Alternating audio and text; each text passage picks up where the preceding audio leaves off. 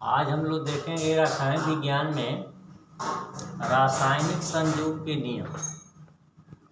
रासायनिक संयोग के नियम में पहला देखेंगे हम द्रव्यमान संरक्षण का नियम। रासायनिक या भौतिक परिवर्तनों में उत्पादों का कुल द्रव्यमान अभिकारकों के कुल द्रव्यमान के बराबर होता है। यानी रासायनिक परिवर्तन हो या भौतिक परिवर्तन हो, जो उसमें अभिकारक होते हैं, अभिकारक किसमें बदलते हैं? उत्पाद में बदलते हैं। अभिकारक अभिक्रिया करके उत्पाद बनाते हैं, लेकिन उसमें अभिकारकों का कुल द्रव्यमान जो है उत्पादों के कुल द्रव्यमान के बराबर होता है। इसे हम कहते हैं द्रव्यमान संरक्षण का नियम। जैसे सोडियम और क्लोरीन Na और Cl क्रिया करके बनाते हैं सोडियम क्लोराइड। यदि Na का परमाणु भार है 23, क्लोरीन का है 35.5, 58.5 हो गया। और उत्पाद भी बना पे NaCl, Na का 23, क्लोरीन का 35.5, 58.5। यानी अभिकारकों का भार, अभिकारकों का द्रव्यमान और बटे उत्पादों का द्रव्यमान। तो यहाँ पर Na + Cl विथ NaCl, तो जितना अभिकारक Na और Cl क्या अभिकारक हैं, जो अभिक्रिया में भाग लेते हैं उसे हम क्या कहते हैं? जो अभिक्रिया में भाग लेते हैं उसे अभिकारक कहते हैं, और जो अभिक्रिया के फलस्वरूप बनता है उसे हम उत्पाद कहते हैं। तो द्रव्यमान संरक्षण के नियम में अभिकारकों का कुल द्रव्यमान उत्पादों के कुल द्रव्यमान के बराबर होता है। या आप अपनी भाषा में भी लिख सकते हैं कि न तो किसी वस्तु को नष्ट किया जा सकता है और न तो उत्पन्न किया जा सकता है, सिर्फ उसके स्वरूप में परिवर्तन किया जा सकता है। अब दूसरा है आपका स्थिर अनुपात का नियम। दूसरा क्या है आपका? स्थिर अनुपात का नियम। तो स्थिर अनुपात के नियम में है प्रत्येक रासायनिक यौगिक चाहे किसी भी विधि से बनाया जाए या किसी भी विधि से प्राप्त किया जाए, उसमें उपस्थित अवयवी तत्वों का अनुपात सदैव स्थिर रहता है। माने कोई भी यौगिक है, चाहे वो किसी भी रासायनिक विधि से प्राप्त किया जाए या कहीं से प्राप्त किया जाए, उसमें जो उपस्थित जो तत्व हैं, जिन जिन तत्वों से वो मिलकर बना है, वो तत्व जो एक निश्चित अनुपात के होते हैं। तो वही है प्रत्येक रासायनिक यौगिक जो किसी भी विधि से बनाया जाए या प्राप्त किया जाए, उसमें उपस्थित अवयवी तत्वों का अनुपात सदैव स्थिर होता है। जैसे कार्बन डाइऑक्साइड है, कार्बन डाइऑक्साइड किसे मिली है? कार्बन और ऑक्सीजन से मिलकर बनी है। तो कार्बन का होता है परमाणु भार 12, ऑक्सीजन का 16, 16 दूनी 32, 12 संबंधे 32, 4 3 12, 4 बटे 32, 3 संबंधे 8। यानी कहीं से भी आप कार्बन डाइऑक्साइड लें, चाहे किसी भी रासायनिक विधि से बनाए, उसमें कार्बन और ऑक्सीजन का जो अनुपात है 3 संबंधे 8 का होगा। जैसे जल है, जल का आपका क्या है? H2O। तो हाइड्रोजन का परमाणु भार 1, 2 में 2, अनुपात है ऑक्सीजन का 16, 1 संबंधे 8। चाहे जल आप वर्षा का जल प्राप्त करें, चाहे कुएं से जल निकालें या प्रयोगशाला में जल बनाएं, जल में हाइड्रोजन और ऑक्सीजन का अनुपात सदैव कितना रहेगा? 1 संबंधे 8 रहेगा। यह है आपके स्थिर अनुपात का नियम। और पीछे का जो बताए हैं उसको अब जो है आपको दोहरा दे रहे हैं। जैसे आपको सोडियम का परमाणु क्रमांक बताया गया था आपको 11 और द्रव्यमान संख्या 23। सोडियम का परमाणु क्रमांक बताया गया था 11 और द्रव्यमान संख्या 23। तो ये परमाणु क्रमांक है, जितना परमाणु क्रमांक होता है उतना ही उसमें इलेक्ट्रॉनों की संख्या होती है। तो सोडियम Na में इलेक्ट्रॉनों की संख्या,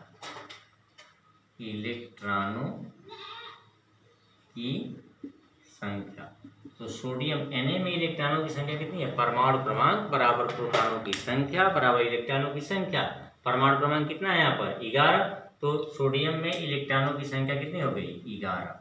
अगर इसका इलेक्ट्रॉनिक विन्यास आप लिख दें, इलेक्ट्रॉनिक विन्यास, तो इलेक्ट्रॉनिक विन्यास क्या हो जाएगा? 2, 8 और 1। इसको ऐसे लिख सकते हैं 1s2, 2s2, 2p6 और 3s1।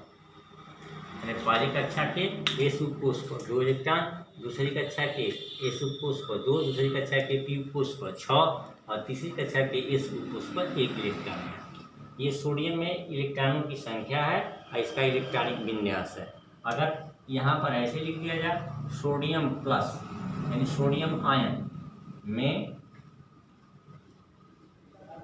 इलेक्ट्रॉनों की संख्या। सोडियम आयन में इलेक्ट्रॉनों की संख्या कितनी होगी?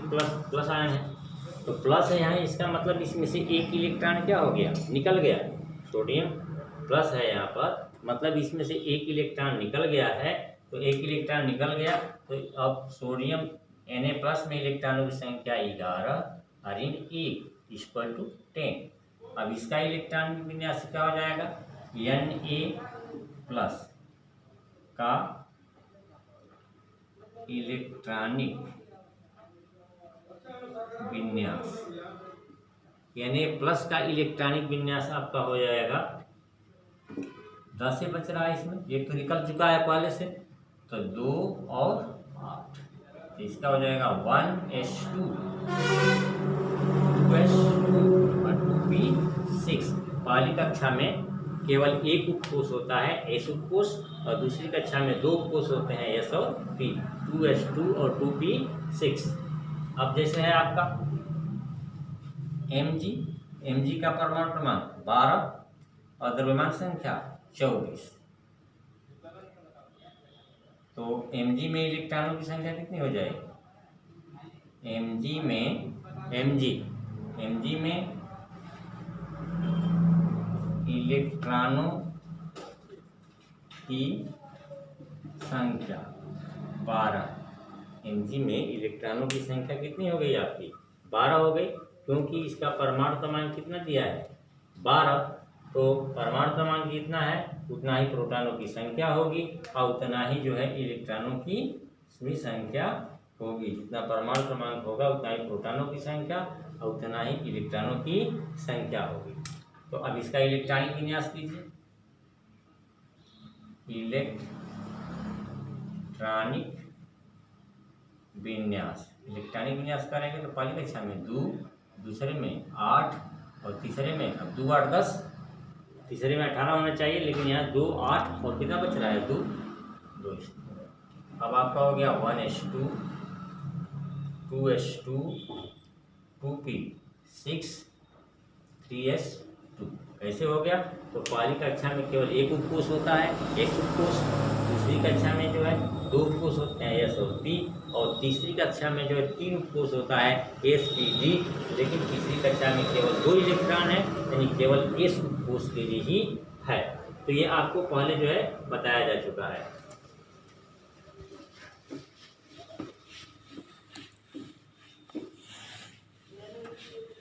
अब जो है थोड़ा सा दोहरा दे रहे हैं आपको। n बराबर 3 के लिए n क्या है? मुख्य क्वांटम संख्या पढ़ाया गया है आपको। n बराबर 3 के लिए n मुख्य क्वांटम संख्या, तो मुख्य क्वांटम संख्या n बराबर 3 के लिए दिगंशी क्वांटम संख्या एजीमुथल क्वांटम नंबर का मान क्या होगा? 0 से n-1 तक। तो L बराबर 0 से n के स्थान पर क्या रखेंगे? 3, तो 3 में से 1 गया 2, तो L बराबर 0 1 और 2। तो यदि n का मान कितना है आपका? यदि n का मान 3 है तो L का मान 0 से लेकर n-1, n जो है मुख्य क्वांटम संख्या यानी प्रिंसिपल क्वांटम नंबर, और L जो है दिगंशी क्वांटम संख्या एजीमुथल क्वांटम नंबर। तो यहाँ L का मान 0 से n-1 तक, तो 0 से n के स्थान पर 3, 3 में से 2, 0 और 1 और 2। तो यदि L बराबर 0 तो m बराबर 0, यदि L बराबर 1 तो m का मान +1 से लेकर -1, बीच में 0 आ जाएगा।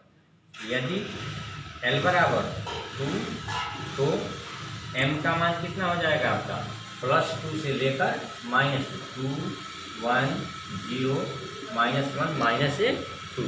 तो हम देख रहे हैं कि यदि n बराबर 3 है तो L के कुल कितने मान हो गए?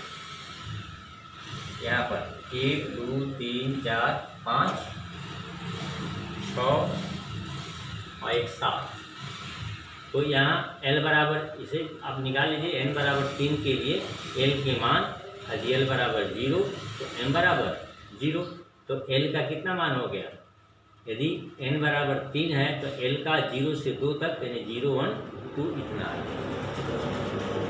अब आप देखेंगे पीछे का जो प्रश्न है उसको हल कीजिए और इन क्वांटम संख्याओं को याद कीजिए। मुख्य क्वांटम संख्या, दिगंशी क्वांटम संख्या और चुंबकीय क्वांटम संख्या। m क्या है? m जो है मुख्य क्वांटम संख्या है, l जो है दिगंशी क्वांटम संख्या है और m जो है चुंबकीय क्वांटम संख्या है। फिर इसके बाद आपका स्पिन क्वांटम संख्या है। आपको बताया गया कि n जो है मुख्य ऊर्जा स्तर को व्यक्त करता है, l जो है उप ऊर्जा स्तर को व्यक्त करता है और m जो है उप ऊर्जा स्तर के कक्षकों को प्रदर्शित करता